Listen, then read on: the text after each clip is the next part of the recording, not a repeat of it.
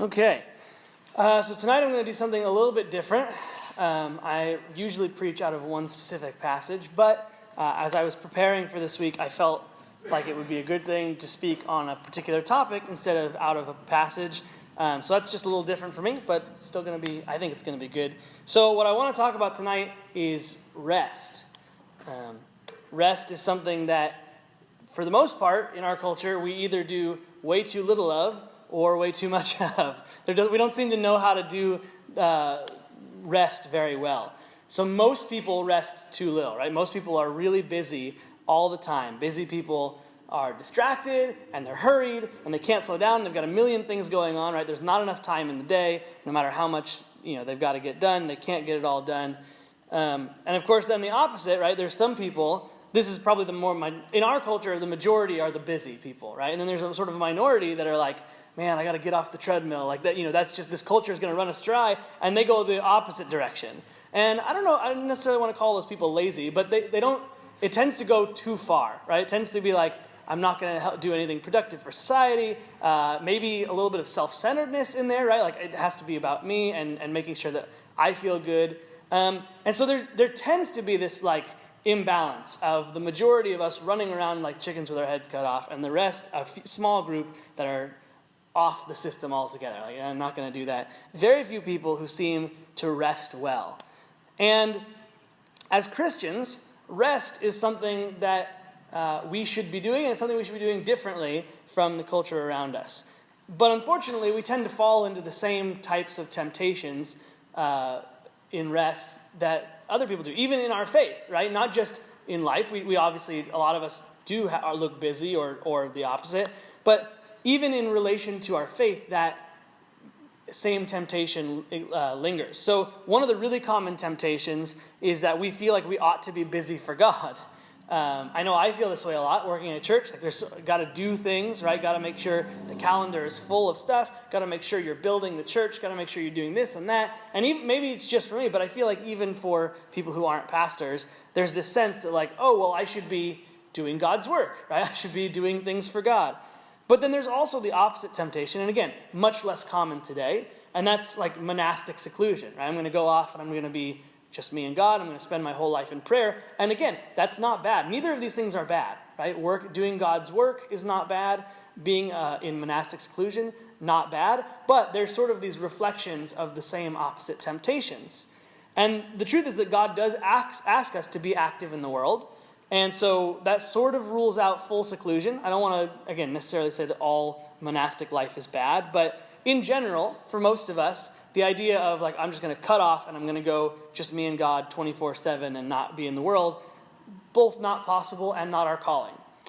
And then again, there's sort of the opposite of we want to be active, we want to do this thing, and God does ask us to do that. God, in Matthew 28 says, go, make disciples, teach, baptize. These are active words. These are things that we're doing. But he also invites us into some time of prayer and reflection. But the important thing for us to note is that it's God's work, not ours. We're participating in the work of God, not doing work that God blesses. And the work goes on even when we stop. Right? A while back I did a series on some of the great figures from church history, like St. Augustine and Francis of Assisi and all these great people. And they did a lot of God's work in their lifetime, but they've been dead for 1,000 years or more, most of the ones that I talked about, and the work of God goes on. It's not all about us. God doesn't need us. God does use us, and He uses us for His glory. But hopefully, that's a good place to start when we talk about rest. The first thing that we have to get into our hearts and our minds is that God doesn't need us to be working 24/7 for Him. God invites us to rest because His work goes on even when we're not working. And so I'm going to read a few verses about rest from the Bible, and then I want to talk about what does Christian rest look like. How do we make that balance between complete cutoff from the world, complete work in the world? What does that look like? So, first up, one of the more famous ones, Matthew chapter 11, verse 28. This is Jesus talking, and he says, come to me, all you who are weary and burdened, and I will give you rest. And then in Exodus chapter 33:14, is God speaking to the Israelites, and it's what Jesus is actually quoting from. God says, "My presence shall go with you, and I will give you rest." And then, of course, another famous one, Psalm 23, verses 2 and 3. "He makes me lie down in green pastures. He leads me beside quiet waters. He restores my soul." And that's David, the psalmist, talking about God. And then finally, Psalm 46, verse 10, another famous one. God says, "Be still and know that I am God. I will be exalted among the nations. I will be exalted in the earth." So one thing I want to note right off the bat before I get into a larger definition of rest is something that I never really thought about before. In all of these verses, and in others that I didn't quote, rest is something that God gives to us. It's not something that we do and God blesses. It's not something that we choose to do. It says, "I will give you rest," in both Matthew and Exodus. In Psalms, it says, "He makes me lie down in green pastures." In Psalm 46, it's a command. "Be still and know that I am God. I will be exalted." Again, the work will happen. You just have to pause and stop and look at it. So that's the first thing I want to say about Christian rest, is that it comes from God. It's as a gift to us. It's not, "Oh, I'm going to go rest now." It's God gives us that rest. And what that looks like is something I want to spend the rest of the time talking about a little bit.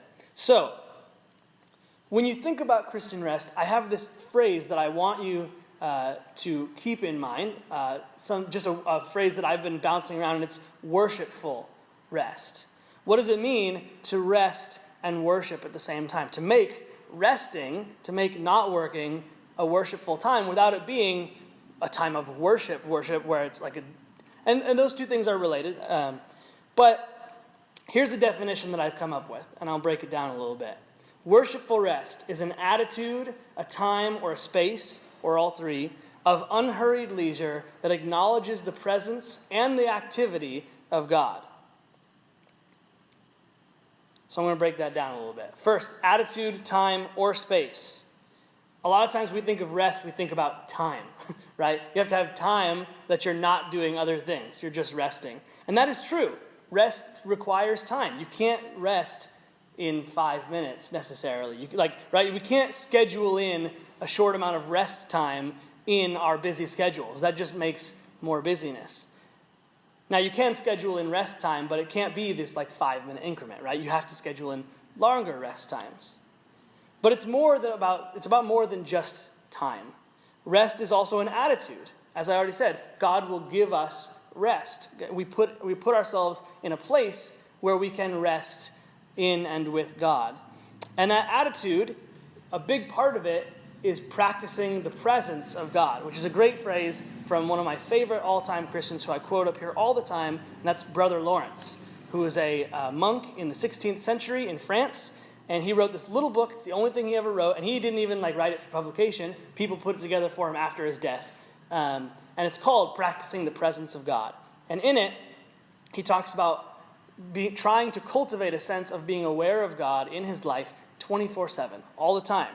One of my favorite little bits is that he says, "I am worshiping just as much when I wash the dishes as when I'm in the chapel praying."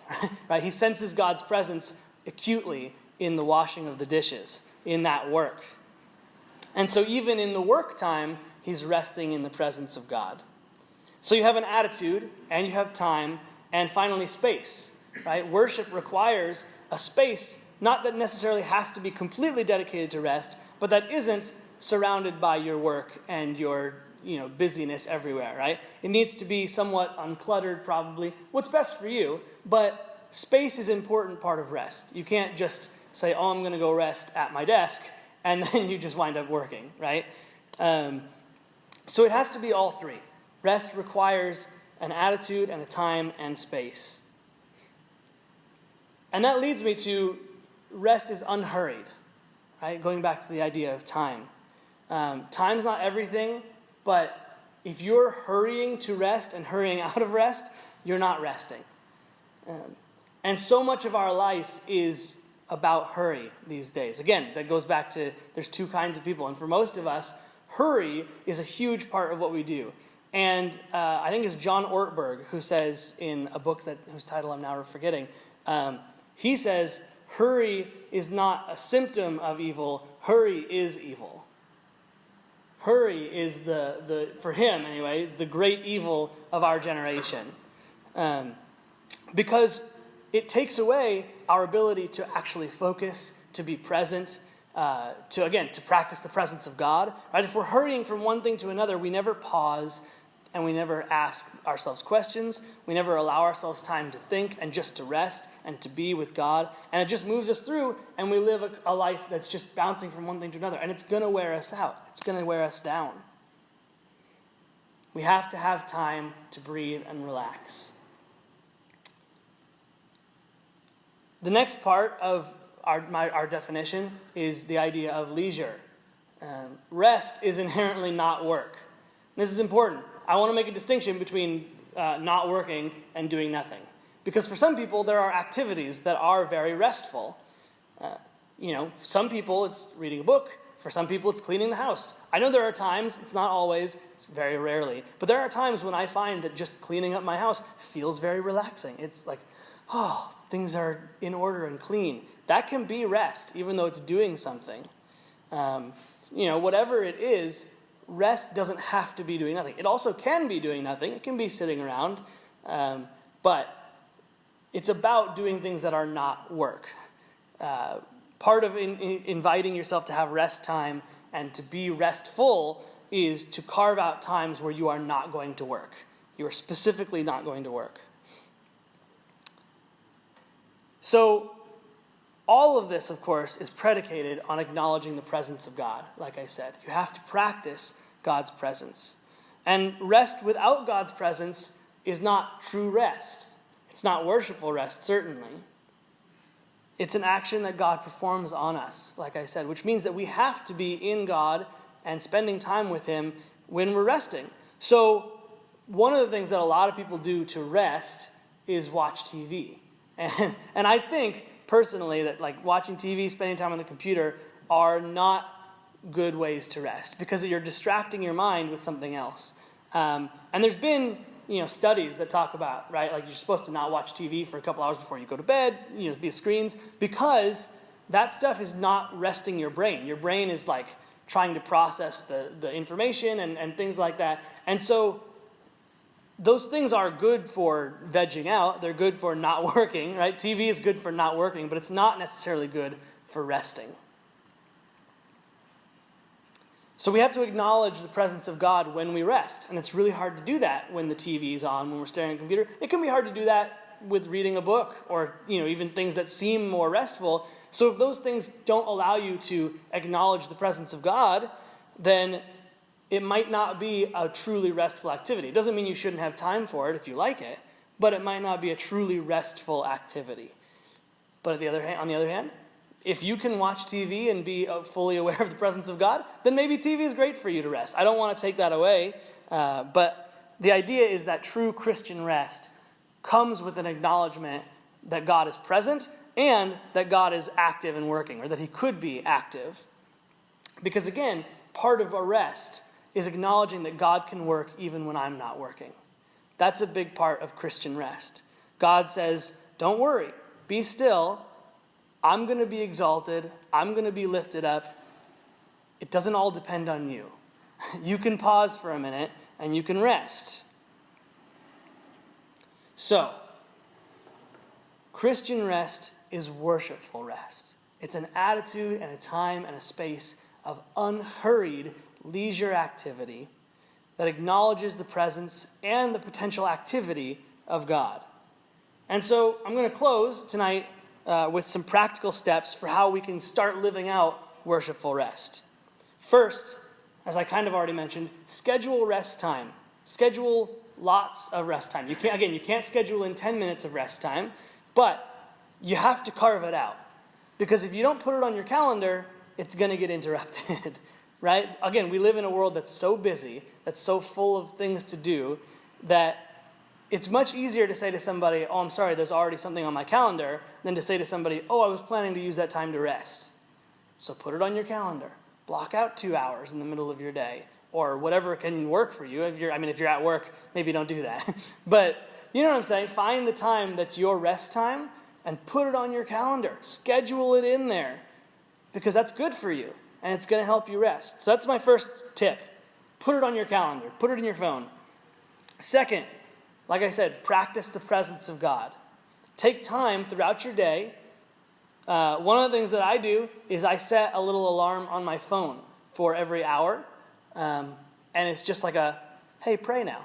It just comes up like that. And that helps me to when I forget, to then turn my thoughts back to God. And so whatever it takes for you to do, just little things to try and constantly turn the mind, turn the heart back to God.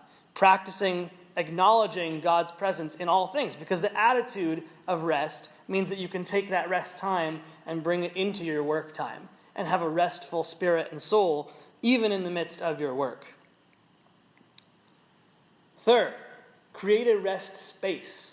Even if all you can do is get one little chair and one little lamp in a corner of one room and make it just the rest space, I recommend doing it. Find one place in your house or in your office or wherever it is that you can work, and just make this is rest space. This is not work space. There won't be anything else here but what I do for rest. If you're somebody who likes to rest while building model ships or whatever, make a model ship station in your garage or whatever, and do that. Whatever it is, make a space. Make a rest space for yourself. Doesn't have to be big. And finally, as I've kind of already touched on as well, choose rest activities that help you rest in God and avoid those that keep you from actually resting. Take time to figure out and acknowledge, when I sit down and watch TV, I stop thinking about God. That's not a great rest activity. When I sit down and I play a game on my computer or a video game, I actually can focus on God. There aren't set things that have to be in your rest. But acknowledge for yourself and be honest with yourself, this activity really distracts me from the presence of God. I'm not able to do this and have an acknowledgement of God's presence. This one, I can, and I do. And those are the things that are going to give you honest, legitimate rest. Not just, I'm relaxing right now, and it's not really going to give you rest.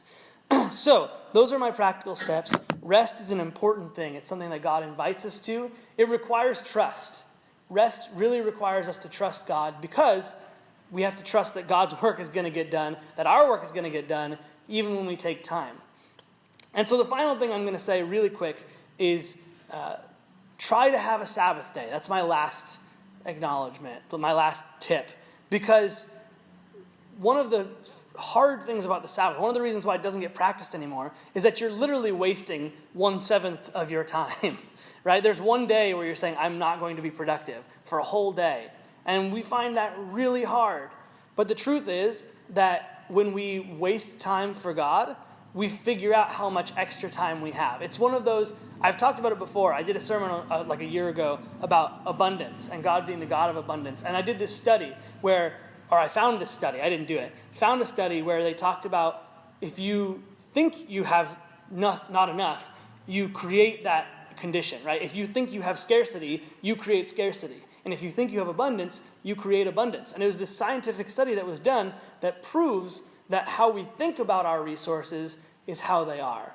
And so when you waste a whole day, you find out how much free time you actually have, even no matter how busy you think you are. But if you're like, I can't waste a day, then you can't. You'll figure out how to fill up the time. So that's what I'm going to leave you guys with is rest requires trust. Take that Sabbath. Take the time throughout your week to build in rest, to trust in God.